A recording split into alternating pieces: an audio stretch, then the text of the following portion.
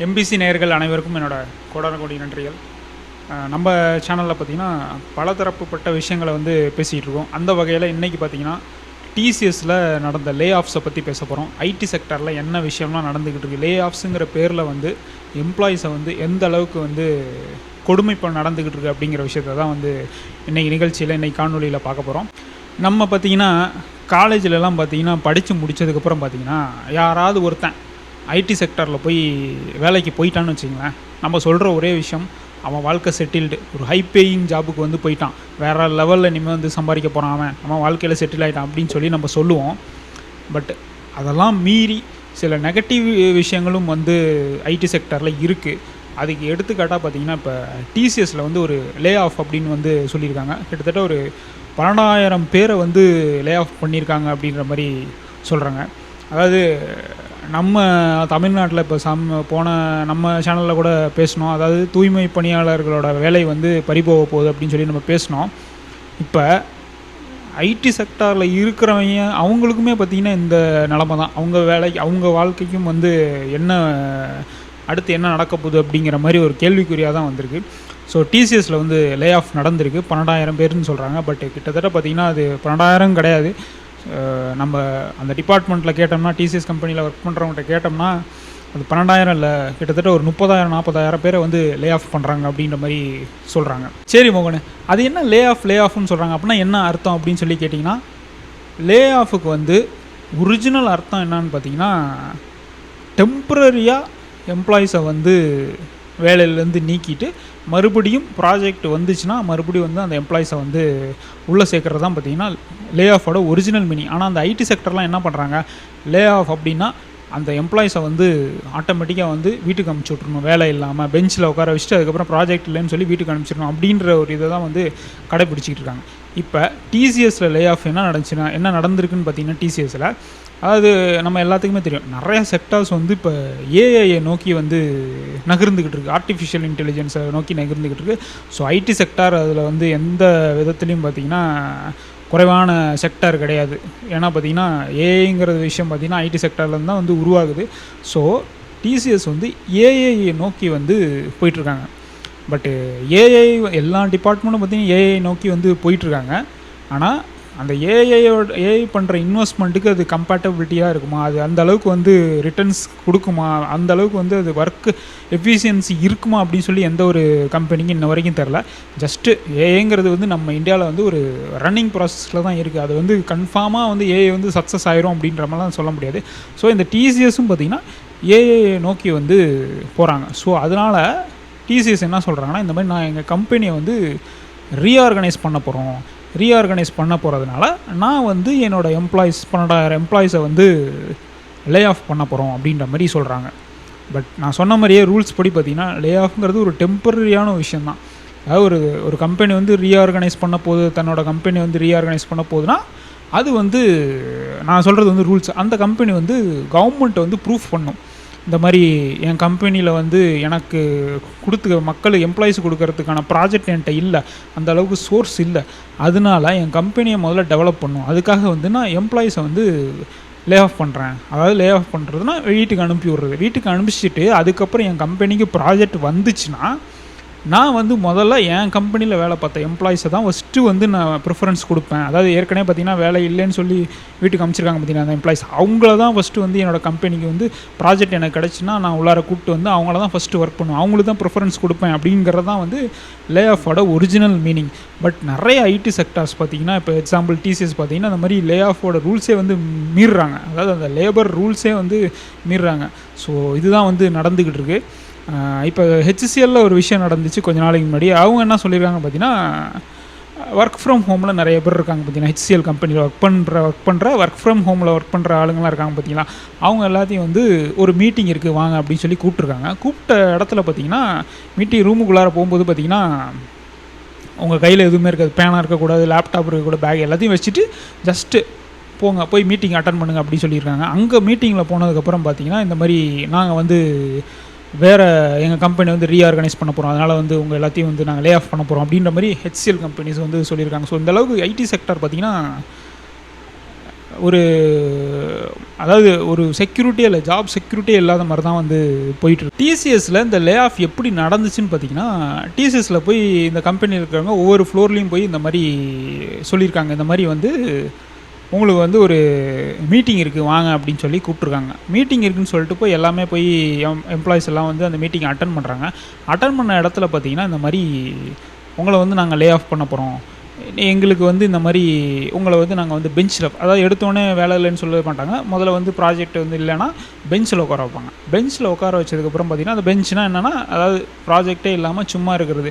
So அந்த பெஞ்சில் உட்கார வச்சுட்டு அதுக்கப்புறம் என்ன சொல்கிறாங்கன்னா பார்த்திங்கன்னா, உங்களுக்கு நீங்கள் ஆல்ரெடி ஒர்க் பண்ணிக்கிட்டு இருக்க ப்ராஜெக்டில் இனிமேல் உங்களுக்கு வேலை இல்லை, நீங்கள் எல்லாமே பார்த்திங்கன்னா கிட்டத்தட்ட ஒரு 2 வாரம் 3 வாரத்துக்குள்ளாரே பார்த்திங்கன்னா உங்களுக்கு அடுத்தது என்ன ப்ராஜெக்ட் அப்படின்னு சொல்லி நீங்களே வந்து ஐடென்டிஃபை பண்ணி இது பண்ணுங்கள் அப்படின்ற மாதிரி சொல்கிறாங்க.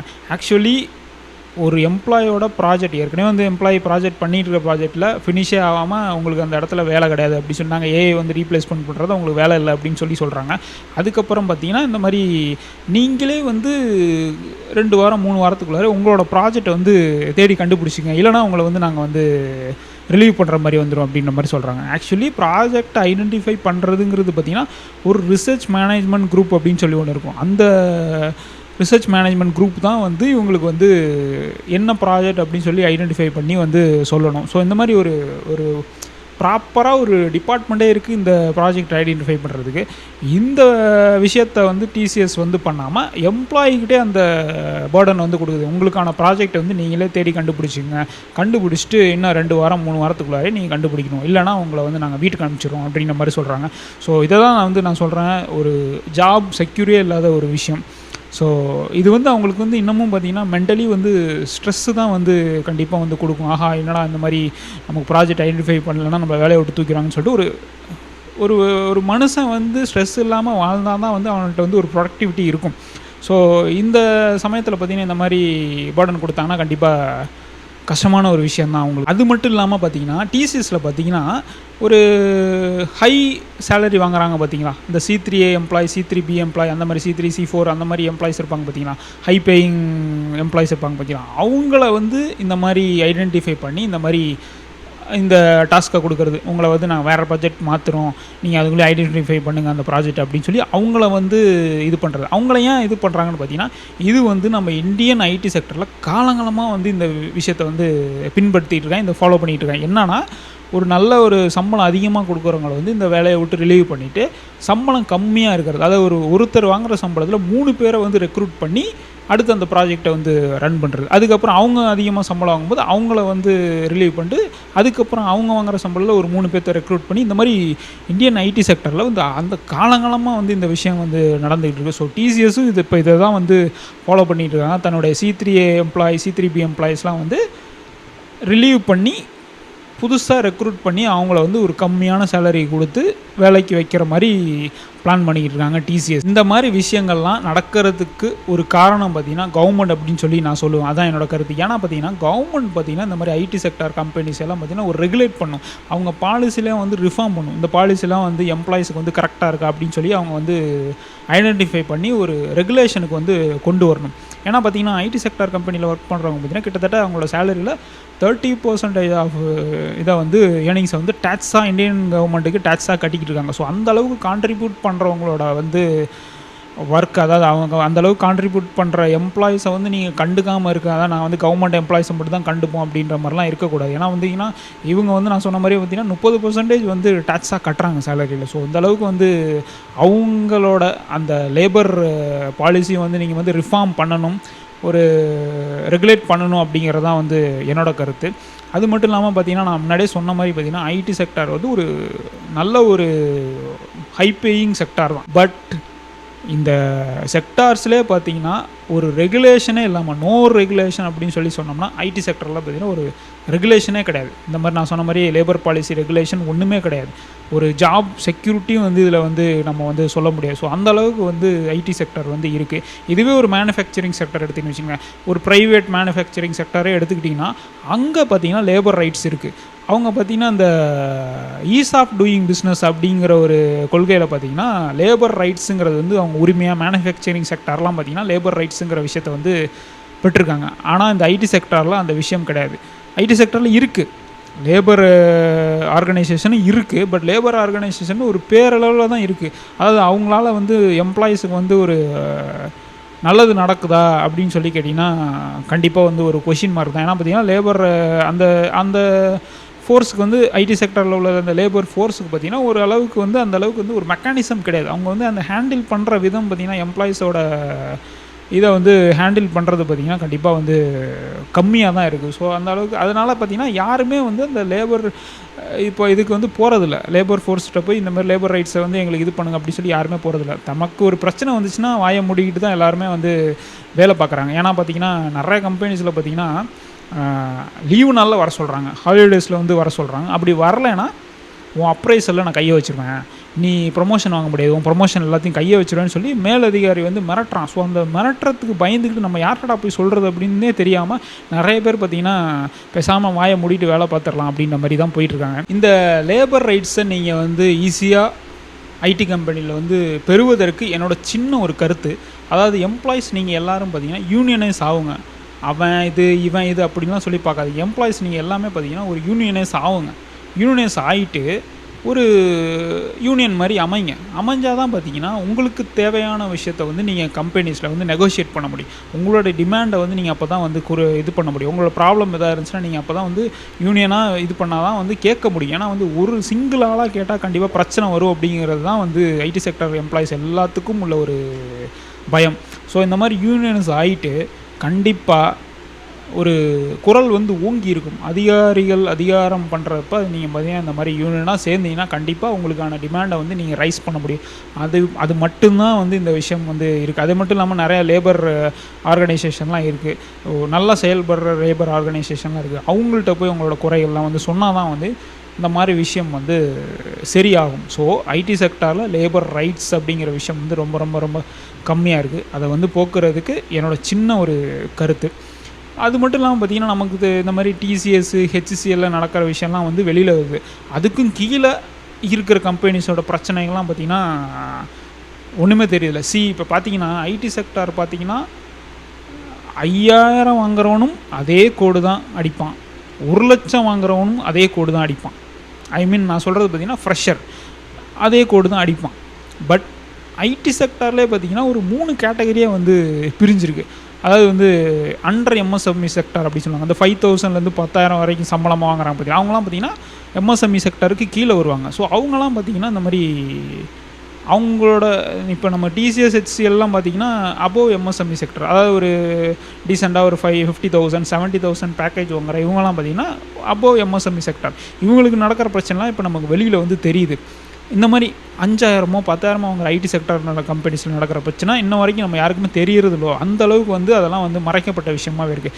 அது மட்டும் இல்லாமல் 3ஆவதாக ஒரு விஷயங்கள் நடந்தது. பவர் ஹவுஸ் மாதிரி பார்த்திங்கன்னா கூகுள், மைக்ரோசாஃப்ட் இவங்கெல்லாம் பார்த்திங்கன்னா பெரிய பெரிய கம்பெனிஸ் பார்த்திங்கன்னா இதெல்லாம் பார்த்திங்கன்னா அவங்களுக்கு தேவையான அவங்க கம்பெனிக்கு தேவையான ஜாபை ரிசோர்ஸை வந்து ஈஸியாக வந்து அமைச்சிப்பாங்க. ஸோ அதுக்கு கீழே இருக்கிற இந்த 2 கேட்டகரி அண்டர் எம்எஸ்எம்இ அபோவ் எம்எஸ்எம்இலாம் பார்த்திங்கன்னா கண்டிப்பாக கஷ்டப்பட்டுக்கிட்டு தான் இருக்காங்க ஐடி செக்டரில்.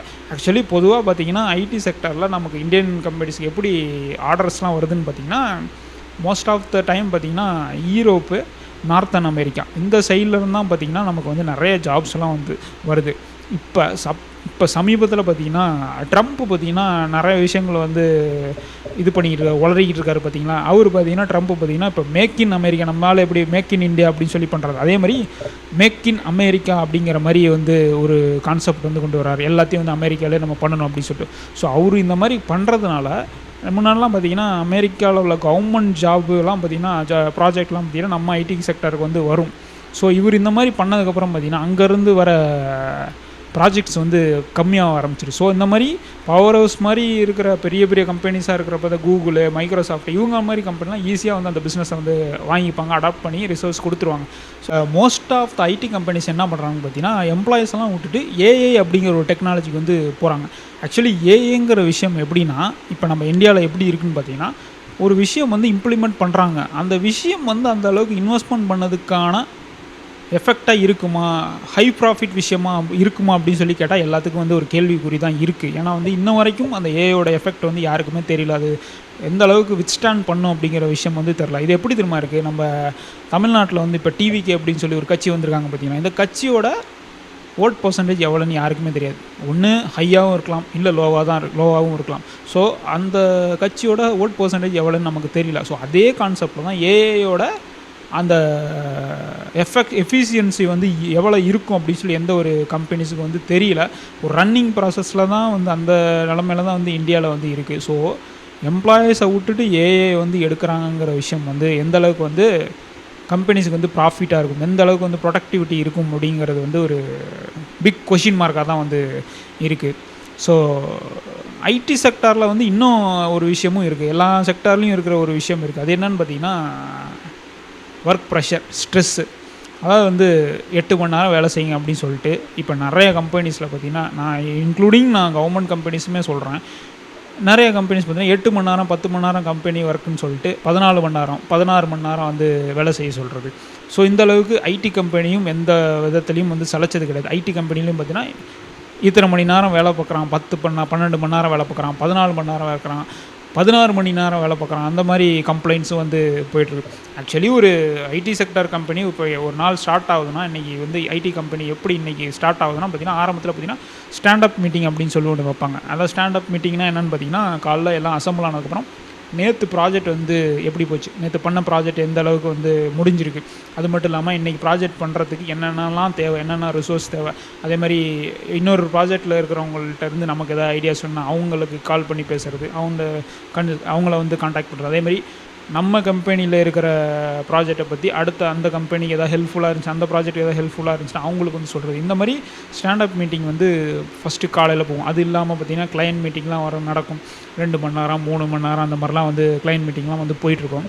பட் இந்த ஐடி செக்டர் கம்பெனிஸ்லாம் என்ன பண்ணுறாங்கன்னு பார்த்தீங்கன்னா, இப்போ ஒரு ப்ராஜெக்ட்டுக்கு வந்து கிளையன்ட் மீட்டிங்லையோ இல்லை ஸ்டாண்டப் மீட்டிங்லையோ பார்த்தீங்கன்னா, இவங்க மணிக்கணக்காக வந்து இந்த மீட்டிங்கில் வந்து இந்த மாதிரி எம்ப்ளாயி வந்து அவனோட விஷயத்தை வந்து ஃபீட் பண்ணுறான், அவனோட இன்புட்டை வந்து சொல்கிறான், இந்த மாதிரி பண்ணலாம், அந்த மாதிரி பண்ணலாம், அந்த மாதிரி பண்ணலான்னு சொல்லி ப்ராஜெக்ட் வந்து சொல்கிறான்.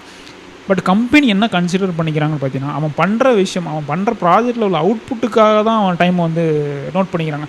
இவன் இந்த மீட்டிங்கில் 2 மணி நேரம் 3 மணி நேரம் வந்து பேசினாலும், இன்புட் கொடுத்தாலும், ப்ராஜெக்ட்டுக்கான இன்புட் கொடுத்தாலும் அவங்க வந்து அந்த டைமிங்கில் வந்து கன்சிடர் பண்ணுறது. அது வந்து ஒர்க் பண்ணுற ஹவராக அது கன்சிடர் பண்ணுறதில்ல.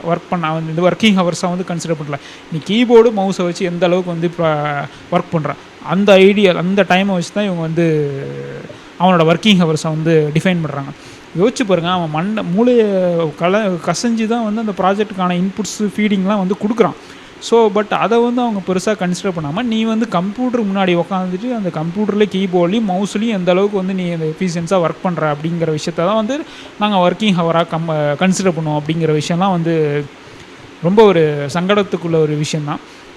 இப்போ ஒரு எம்ப்ளாயி, நான் சொன்ன மாதிரி நான் ஏற்கனவே நிறைய வீடியோஸ் போட்டிருக்கேன். இப்போ ஒரு எம்ப்ளாயி வந்து 14 மணி நேரம் வேலை பார்க்குறான்னு வச்சுங்களேன். அதுக்கப்புறம் வீட்டுக்கு போகவும் வரவும் ஒரு 2 மணி நேரம் ஆகுது. அப்புறம் ஆஃபீஸுக்கு கிளம்புறதுக்கு ஒரு 2 மணி நேரம் ஆகுது. ஸோ ஒரு நாளைக்கு பார்த்தீங்கன்னா கிட்டத்தட்ட 20 மணி நேரம் வந்து நீ கம்பெனிக்கு போகிறதும் வரதும் அதுக்கே செலவு பண்ணினா, உன்னை சுற்றி இருக்கிற சமுதாயத்துக்கு நீ என்ன வந்து செலவு பண்ண முடியும், உன்னோட குடும்பத்துக்கு நீ எப்படி உன் டைம் வந்து செலவு பண்ண முடியும். ஸோ அந்த அளவுக்கு இந்த கார்ப்பரேட் அப்படிங்கிற விஷயம் வந்து நம்ம உலகத்தில், நம்ம தமிழ்நாட்டில் இல்லை, இந்தியா ஃபுல்லும் வேர்ல்டு ஃபுல்லும் பார்த்திங்கன்னா இந்த கார்ப்பரேட்டுங்கிற விஷயம் வந்து ஒரு எம்ப்ளாயை போட்டு ஆட்டி படைச்சிக்கிட்டு இருக்குது. ஸோ இது எல்லாத்துக்கும் ஒரு முற்றுப்புள்ளினா லேபர் ரைட்ஸ், லேபர் பாலிசி வந்து ஸ்ட்ராங்காக இருக்கணும். ஸோ இந்த ஐடி செக்டரில் இந்த லேபர் பாலிசி ஸ்ட்ராங் ஆகணும். அப்போ தான் பார்த்திங்கன்னா அந்த மாதிரி நிறைய லே ஆஃப்ஸ்லாம் தடுக்கிறதுக்கு அது ஒரு வழிவகுக்கும். ஸோ இதுதான் வந்து இந்த டிசிஎஸ் லே ஆஃபில் வந்து நடந்துக்கிட்டு இருக்க ஒரு விஷயம்.